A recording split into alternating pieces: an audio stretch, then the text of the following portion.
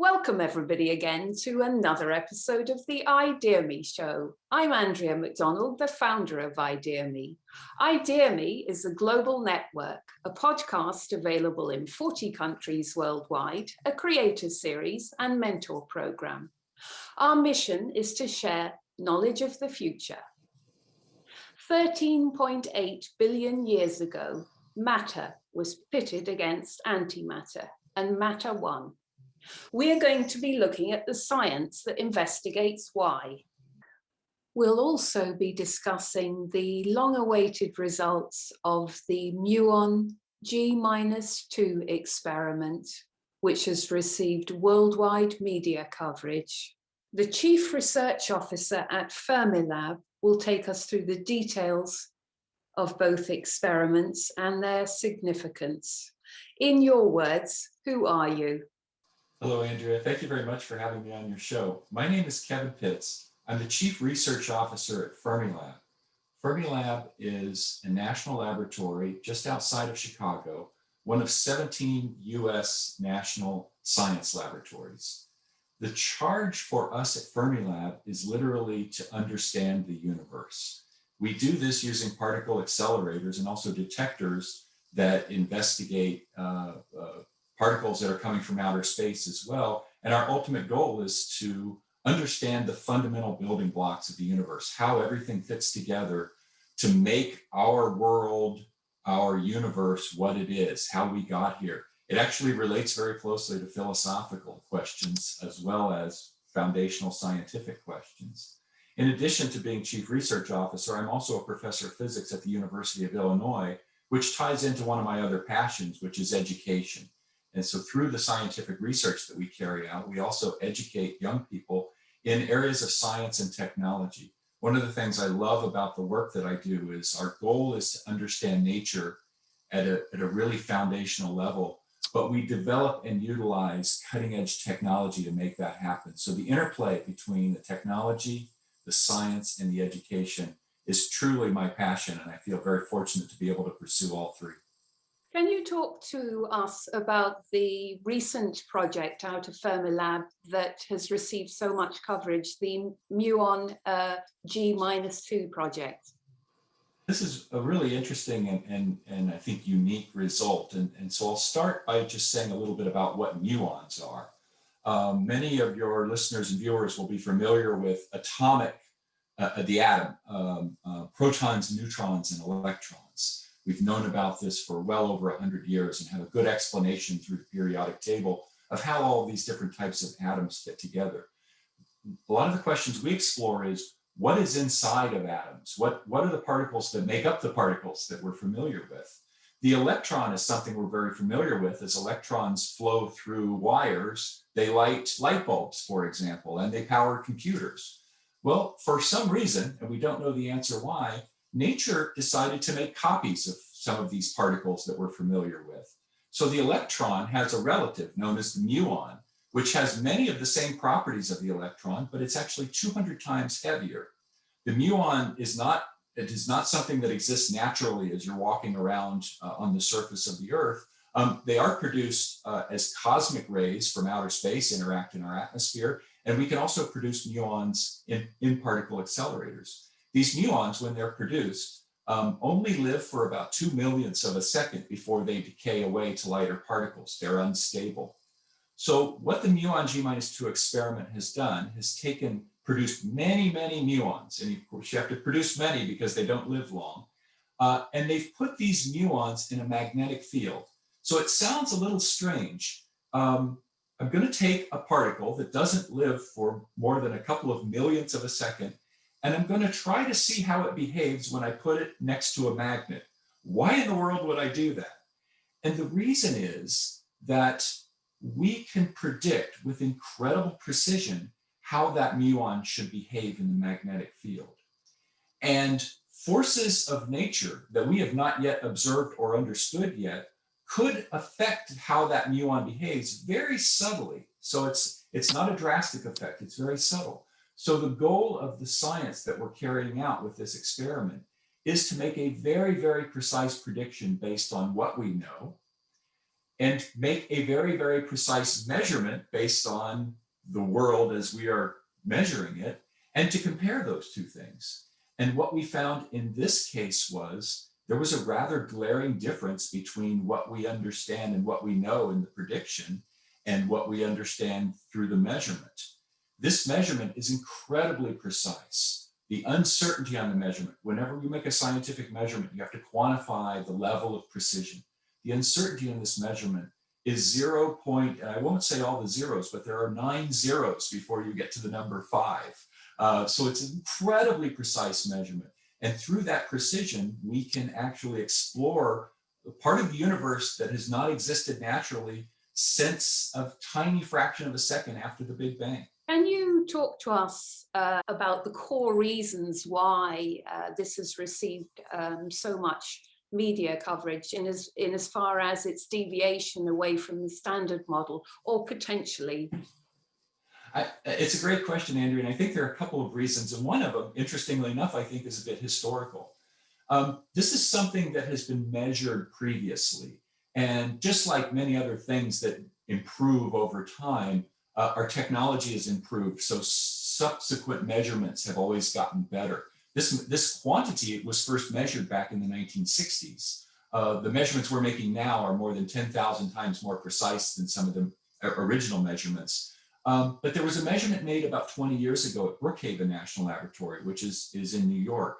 And it produced what I would say was a very tantalizing hint that nature was not behaving the way we expected. But it wasn't enough to say, voila, eureka, we've discovered something new. So, but it raised attention. So fast forward 20 years, a lot of hard work, a lot of improvement, both in the calculation I was telling you about, the theoretical prediction, and also improvements in the experimental technique. And in some sense, the scientific world was waiting to find out, was this interesting measurement from 20 years ago right or not? We typically don't say it so bluntly, was it right or was it wrong? But we were really waiting to see, was this real? Was this effect real? And so this measurement now that we've presented recently actually confirmed the previous measurement. So I think that some of our collaborators who participated in that measurement 20 years ago were very relieved to find out that their original measurement was correct. And this then is further indication that nature is not behaving quite as we expected. Exactly what that means is yet to be seen, but it's very exciting in the way this is played out historically. On top of that is the speculation associated with, now you have a measurement that is very different than the prediction. And there are a number of different ways that theoretical physicists are predicting that might be explained. New particles or new forces that we have not yet observed that we might be able to further understand in the coming years. So this is very exciting in and of itself, but it's also going to give rise to another generation of experiments and calculations to further help us understand how nature works. There are 5 runs to this experiment. I believe you're on the 4th one.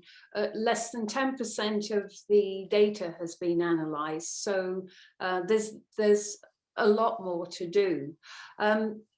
Before we go into that and also take a look at the results from the BMW group, can you explain for the lay people in our audience, as I explained before we went online, ideaXme's audience is comprised of people, the general public, as well as the leading thinkers and innovators in our world. So for the general public, they can picture it. Can you talk of what this looks like? For example, the magnetic ring is 50 feet wide, and so on.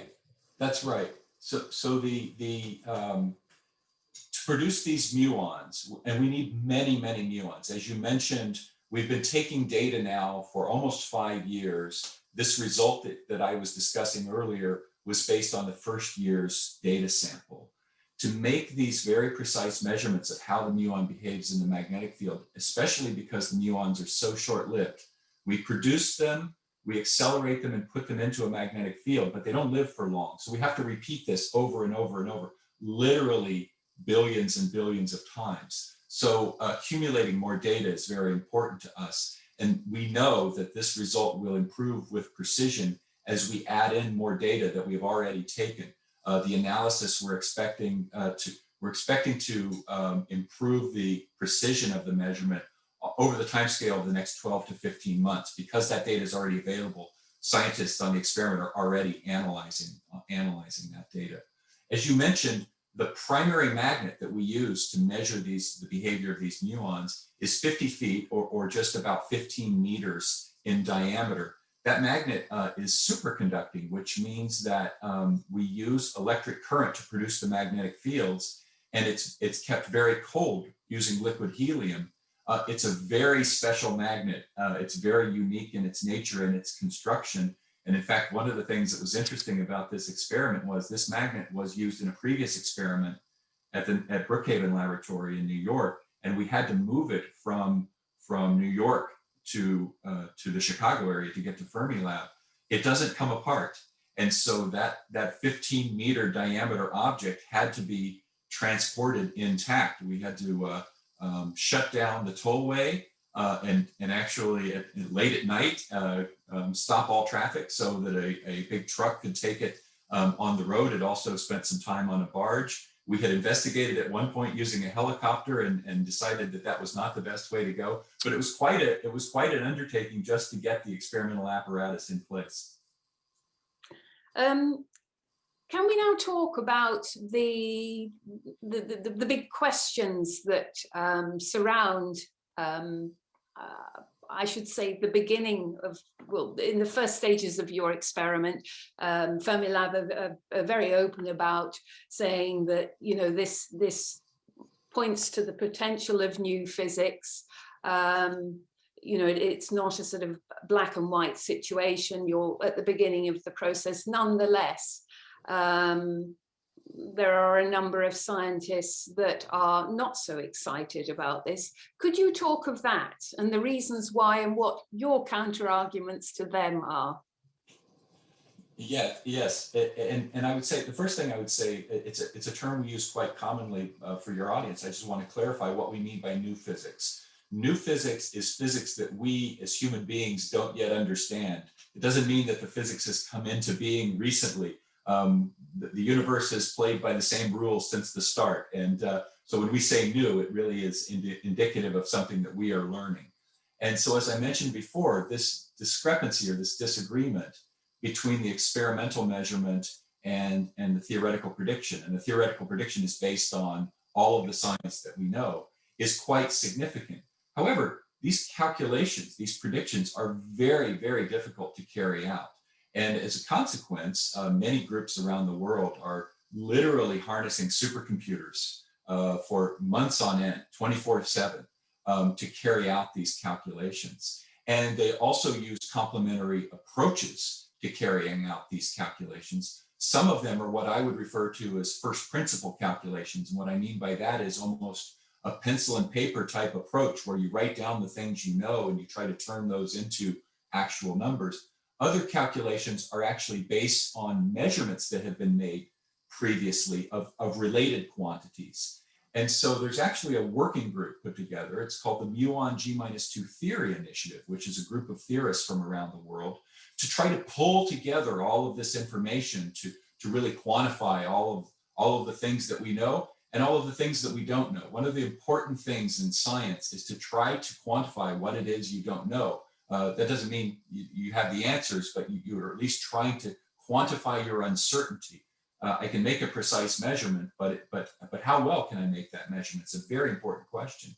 And so a number of these calculations have come together over many years to give you the prediction that I've been talking about.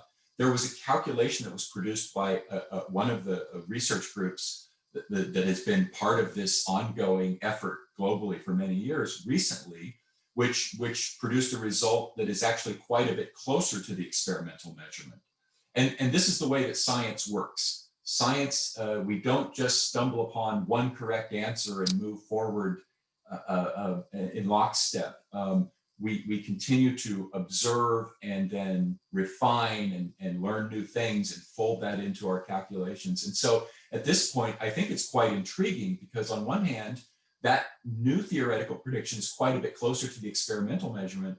At the same time, it's actually rather far from some of the other theoretical predictions. And so some of my colleagues who work in the theoretical community are trying to understand this because it's an interesting question. Of course, first of all, it's much closer to the measurement. And at the end of the day, the measurement is what drives us. Physics is an experimental science. You can have the most elegant mathematical theory. If it doesn't match the data, that elegant theory is not correct because the data at the end of the day is the final arbiter. So on one hand, it's interesting that this is closer to the measurement, absolutely interesting. But also it's interesting that it's rather far away from some of the other predictions. And so there's a great deal of work going on right now to try to understand what are the differences and what are the similarities in these calculations. And at the same time, kind of another generation of improved calculations at the same time. So on one hand, as I told you earlier, we're analyzing more data, and this will improve the precision of the experimental measurement. On the other hand, all of this activity is going on in the theoretical world. And so this is going to be an evolving story over the next year or 2 or 3 years. And so this was really an exciting, in some sense, I hesitate to say first step, as I told you, this quantity has been measured for 50 years, but it's a step in a process. And I think the next few years of this process are going to be quite exciting. Through what methods, what engineering were you able to be more precise with this experiment as opposed to the experiment 20 years ago? So one of the reasons that this measurement was able to be more precise and provided the opportunity for us to further improve precision, because as I mentioned before, we have much more data, is because the particle accelerator at Fermilab is a bit more modern. And in fact, we were able to customize some of the pieces of the accelerator to maximize the number of muons that we produce. At the end of the day, the precision of the experiment is actually limited by the number of muons that we can measure. So the more we can produce and put into the magnetic field and measure, the more precise this measurement will be. The Brookhaven experiment was really limited in the number of muons it could produce. And so through utilizing the particle accelerator at Fermilab, we're able to produce more particles. I should say that Fermilab as a laboratory name is actually shorthand for the true name of the laboratory, which is Fermi National Accelerator Laboratory. Fermilab is the particle accelerator laboratory in the United States. It's the place that is really the nation looks to, the United States looks to do particle accelerator research and development. Uses of particle accelerators are actually quite interesting. Of course, we're using them for pure science pursuits, which is one of the main reasons that a place like Fermilab exists. But accelerators exist in many aspects of society. For example, folks who receive radiation therapy for cancer treatment are utilizing very small versions of the particle accelerator that we have on site at Fermilab. Are you referring to the proton beam? Proton beam cancer therapy is one example, but actually also X-ray therapy use electron accelerators. And so the techniques are very similar, the concepts are very similar. Of course, the accelerated beam or the X-rays that are used for cancer therapy are much lower energy and aimed at killing cancerous tissue. But the concepts, the particle accelerator concepts are actually quite the same. The accelerators we have at Fermilab are much larger. We're talking about kilometers in diameter to accelerate particles to very high energies so that we can produce these short-lived states of matter that are not normally found here on the surface of the Earth. So it's interesting to be reminded that the general public do benefit from the millions of dollars and euros and pounds that go into these projects in as far as health and so on and so forth. It isn't just high science. But talking of high science, can we speak about the second project, your Dune project? This is a very exciting and ambitious project that will be under development for a number of years going forward. I'll take a step back. The Dune project is aimed at measuring the properties of neutrinos. As I mentioned earlier, we have examples of nature making copies of itself for reasons that we have not yet been able to understand. As I mentioned earlier, the muon is a heavy copy of the electron. The electron and muon have kind of what I would call related particles called neutrinos that we're actually quite familiar with. The neutrinos are quite interesting because they don't carry electric charge and they don't interact with matter very strongly. And as a consequence, neutrinos tend to pass through just about everything without interacting at all. The sun is producing literally trillions and trillions of neutrinos every second through the nuclear reactions that the sun produces. We see light and we see heat from the sun. We also see an enormous number of neutrinos. I shouldn't say we see them because in fact they pass through us, they pass through the Earth on their way out into space. And so these neutrinos are very fascinating particles because they're so elusive. And there are three flavors of neutrinos. Three flavors of neutrinos. There's what's called the electron neutrino, and that's the one that the sun produces, and it's very closely associated with the electron. So again, that's kind of the layer of matter, so to speak, that we're very familiar with. But then the muon has a related neutrino called the muon neutrino, and then there's a third known as a tau. One of the very interesting measurements from really a couple of decades ago was an experimental confirmation that there seem to be three of these neutrinos. We don't know the reason why nature has more than one, but we also don't know why nature seemed to stop at three. It's very interesting. Nature replicated itself 3 times, but not more. These neutrinos may hold the secret, and you mentioned this at the lead into your show, may hold the secret to why our universe is what I would refer to as matter dominated. So very early in the evolution of the universe, we're quite confident that there were equal amounts of matter and antimatter. Antimatter particles are identical. Think of them as mirror particles to matter particles. So protons, neutrons, and electrons, we would refer to those as matter, and our Earth is made of, and humans are made of matter. But there are things called antiprotons and antineutrons and anti-electrons. It sounds quite a bit like Star Trek, and I think that kind of makes it exciting and intriguing. There were equal numbers of matter and antimatter in the early universe. Most of the antimatter and antimatter annihilated. That is, when a matter particle comes in contact with an antimatter particle, they cease to exist, and what comes out is essentially light. Our particles of light, photons, just like those that are emitted from the sun. In fact, our universe is made up primarily of light. The amount of actual particles is a small fraction of the total universe. And most of that light remains from the early universe having these matter and antimatter particles annihilate.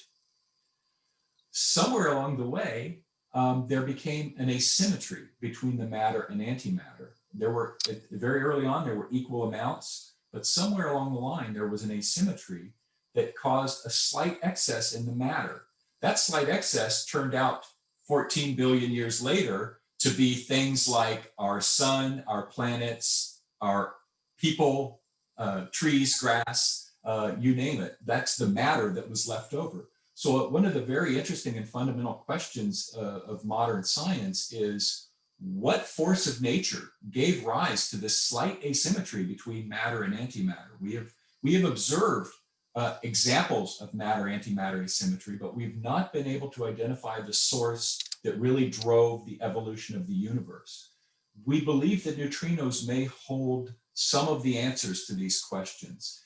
Experiments with neutrinos are extremely challenging because, as I mentioned earlier, neutrinos pass through just about everything and interact very, very rarely. You have trillions of neutrinos passing through you from the sun every second. Every now and then, one of them might bump into an atom in your body. It doesn't hurt you, and it doesn't happen very often, but it can happen. And so the way we carry out experiments with neutrinos is to produce very massive detectors they're very large and massive, so that we improve the chances that a neutrino passing through will actually bump into something and tell us a little bit about what's going on. The Dune experiment takes this to another level. We're going to produce a beam of neutrinos at Fermilab. So imagine that your source of neutrinos is in Chicago. And then what we're going to do is send the beam through the Earth to an underground abandoned gold mine about 800 miles, 1,500 kilometers away, to where there will be massive detectors filled with liquid argon. Argon is normally a very heavy gas that's not very common. We're going to cool the argon down to a very low temperature and have thousands of tons of liquid argon a mile underground, almost 2 kilometers underground. And there we will try to catch some of these neutrinos. Now, the reason for this long distance is because the neutrinos have this fascinating property that they can actually transmute from one into the other. As you mentioned earlier, there are 3 neutrinos. We will produce a beam of muon neutrinos at Fermilab. By the time they get to the detector very far away, some of those will have transmuted into another type of neutrino. And the rate at which that happens is something that can tell us, we hope, about how the universe evolved. It's fascinating technology. Imagine producing a beam of particles, shooting it through the Earth at a target that is literally several thousand kilometers away underground, and then trying to measure the properties of those neutrinos as they interact in your gigantic underground detector. The reason we put the detector in an old gold mine so far underground is to protect it from all of the cosmic radiation that is hitting the atmosphere. That cosmic radiation is hitting the atmosphere all the time. We have particles from outer space that are literally bumping into the Earth. The reason, though, that the cosmic radiation doesn't hurt humans is actually twofold. One is our atmosphere is a nice protector. The other is that our Earth's magnetic field helps to protect us from those cosmic rays. But when you have a very sensitive experiment that's looking for these rare interactions, a small number of these cosmic rays can cause very challenging backgrounds. So one of the ways we reduce that is to put it under bedrock. So this is a very challenging experiment. Sorry to interrupt you. So you're similarly, as with the muon experiment, you're also going to be looking at oscillation and comparing the oscillation of the neutrino to the oscillation of the antineutrino. And if there is a difference, that points to something very exciting. That's exactly correct. And so one of the things we will do with the accelerator is we will produce a beam of neutrinos, and then we actually have the ability to produce a beam of antineutrinos, so we can compare how matter and antimatter behave. And the differences, we hope, will tell us a little bit about how our universe evolved. Can you talk about the importance of collaboration? It was incredible to discover, and really very nice to discover in today's world, the extent to which you collaborate with scientists globally. It's a great question, and it's something that I truly enjoy about the work that we do.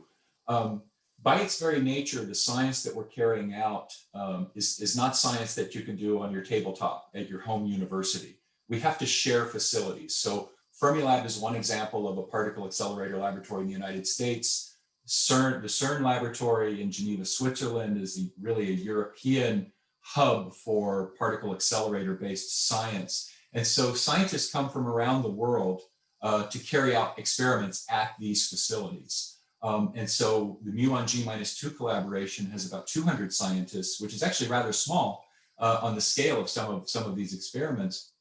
And what I think is fascinating about this is that these scientists from around the world are not only participating in the experiment, they're actually helping to design and build and construct the experiment.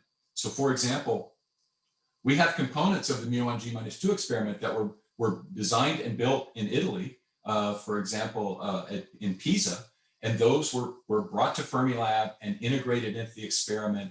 And so it's this truly team effort, a global team effort to carry out this science. I like to refer to it sometimes as science diplomacy, because even back in the days of the Cold War, when there were countries that essentially refused to speak to one another diplomatically, the scientists were collaborating on this type of research. And because this research is very science-based, it tends to not be the kind of research you think of as classified research. And so the modus operandi of the scientists in this world are to be very open and very transparent. We want to share our results so our colleagues can learn from one another, as we were talking earlier, and improve and develop the science as time goes forward.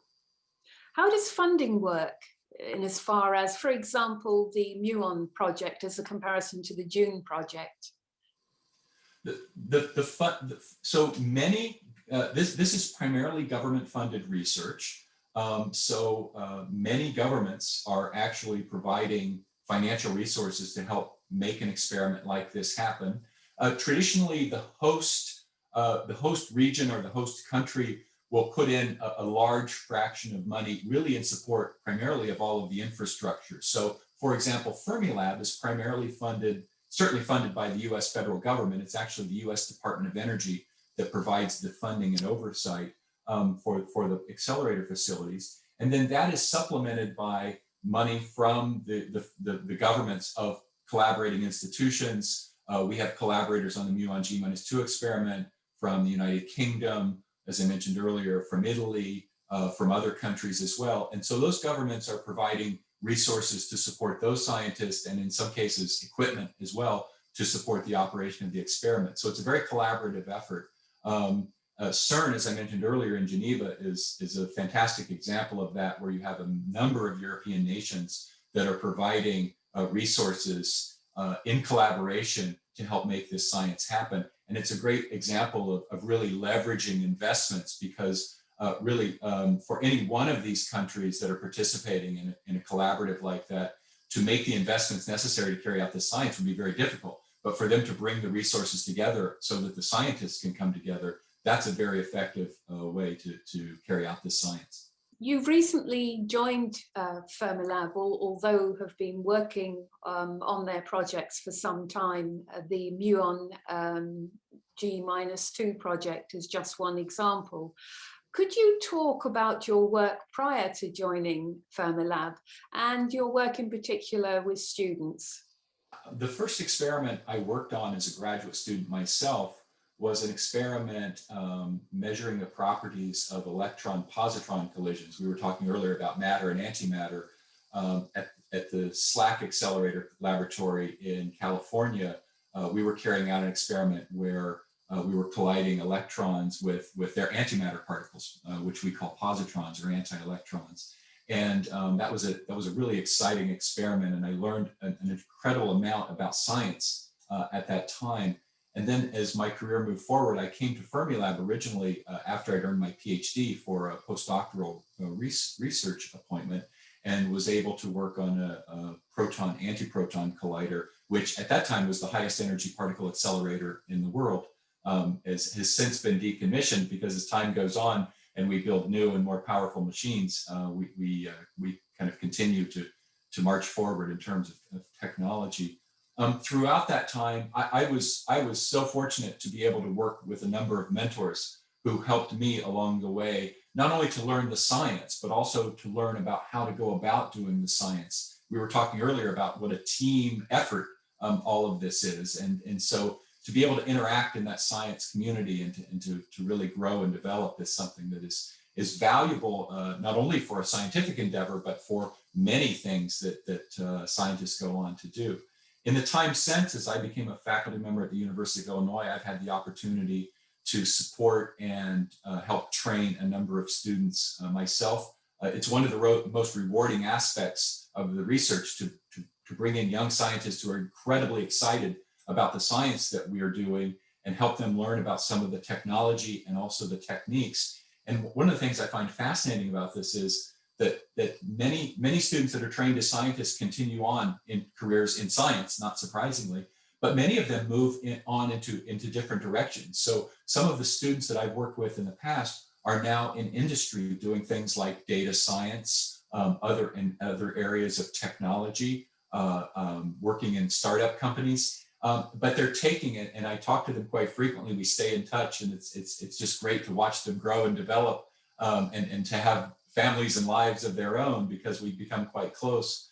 But to see all of the unique and interesting directions that they're able to take this scientific training, you would think that some of the things we do are rather esoteric, and understanding how neutrinos behave may not be very relevant if you want to go out and work for a company and industry. But in fact, many of the tools and techniques that we develop, especially in collaborative science and communication, are extremely relevant. Could you talk a little of the spark that set you in the direction of physics? Yes, I always liked math and science growing up. I just thought it was fascinating. And when I got to college, I really didn't have an idea of what I would like to do. Computers were kind of on the early edge of things like personal computing and things like that when I got to college. And I thought maybe I would like to get into computer science or robotics or something like that. And I took a physics course. It was a general physics course, first year physics course.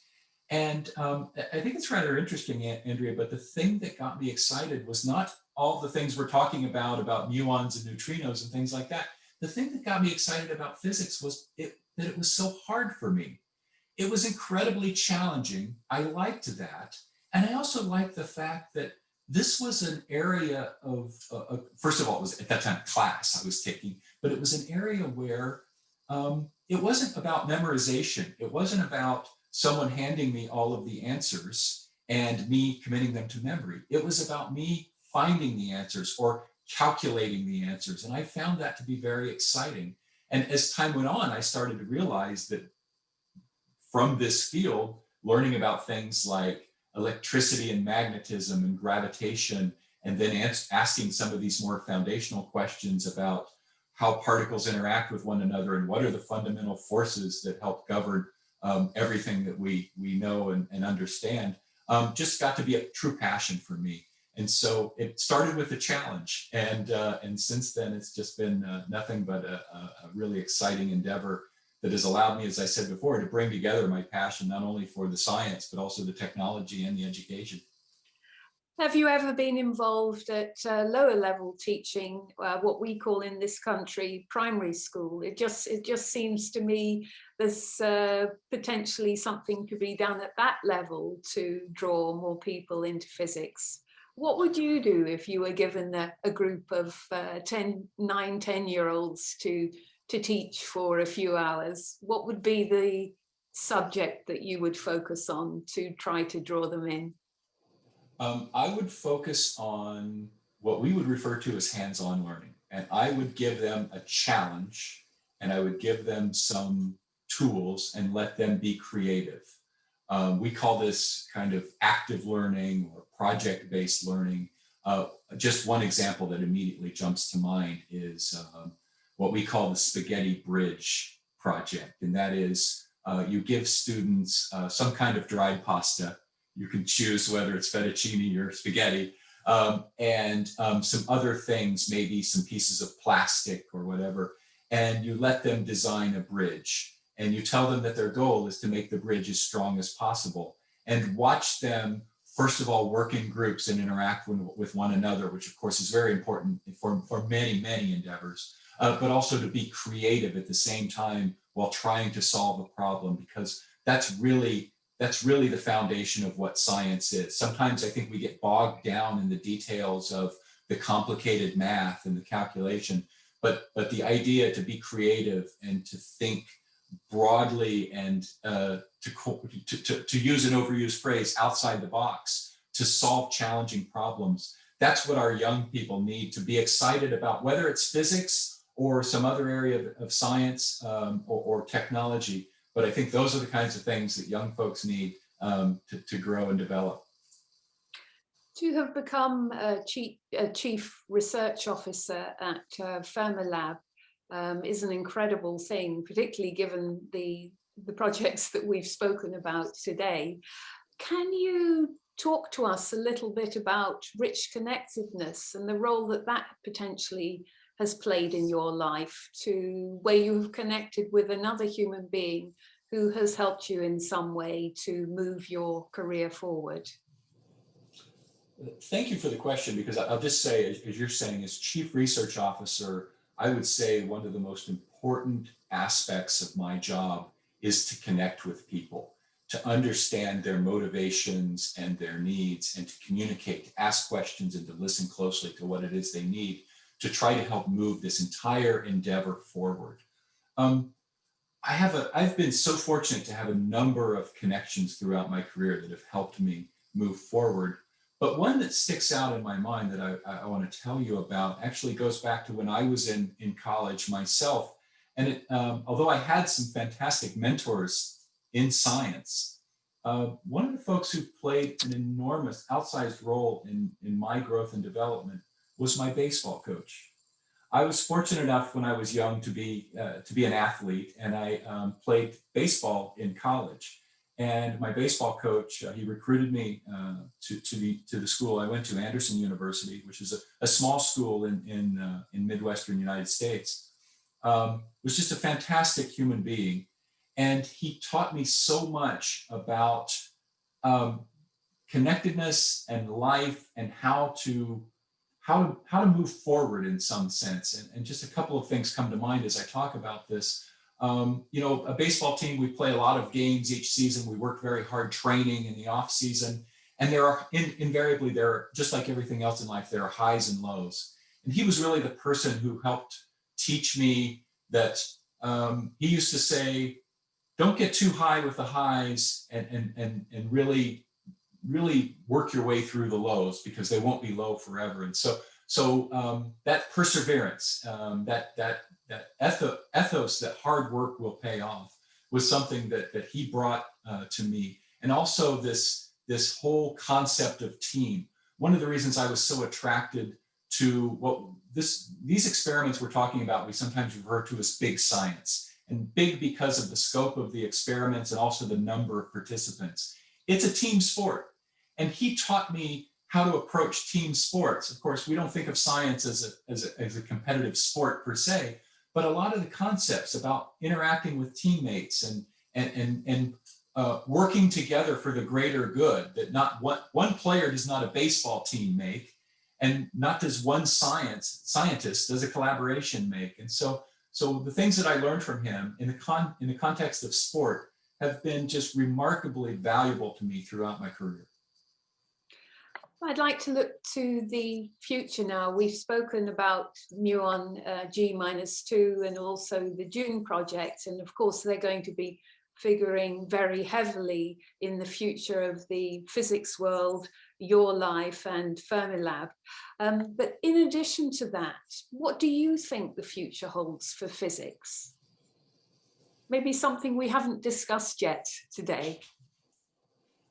It's a fantastic question, because we have learned so much about how the universe works over really, let's say, the last century or so, that we know a lot now, and we're able to make precise calculations and make these measurements we've been talking about today. At the same time, there are many, many fundamental questions that we do not know the answer to. And as a consequence, there's a tremendous drive on behalf of the physics community to continue forward. And we have a number of ideas about how we can continue to make measurements and understand the universe, ranging from larger particle accelerators that we might build in the future to get to higher energies that might help us explore the unknown, to unique approaches to taking advantage of some of nature's accelerators. Nature, in the form of things like black holes and quasars and pulsars, has a lot to tell us by looking to the sky. So we will continue kind of a twofold approach, where we'll be refining our experimental techniques through particle accelerators, but also developing a new generation of astrophysical astronomy type experiments as well. One of the things that's going to be a challenge going forward, though, as we continue to aspire to to grow bigger and develop larger particle accelerators are the realities, as we were talking earlier, about funding and resources. Imagine a particle accelerator that has a circumference of maybe several hundred kilometers underground, underneath a fair swath of Central Europe, for example.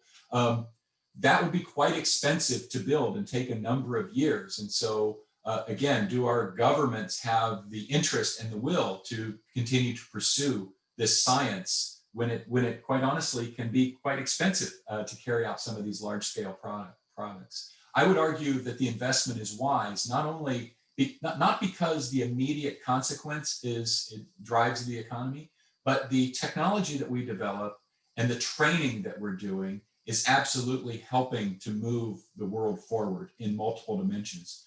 As human beings, we want to answer these questions, but there are side benefits to this research. But it's going to be one of the ongoing challenges as we look to the future. I like to say it this way, Andrea, we have many more ideas than there are hours in the day or dollars in the bank. And so we're trying to find ways to make those ideas come to fruition in ways that are financially viable and technically viable as well. Kevin Pitts, thank you very much for your time. It's been an absolute pleasure talking to you, and thank you for moving the human story forward. Thank you, Andrea. Thank you very much for being with us on this episode of the ideaXme show. Our mission is to move the human story forward by sharing knowledge of the future. You can find us across the internet on all the major audio podcasting networks at www.radioideaXme.com, YouTube and Vimeo. Please subscribe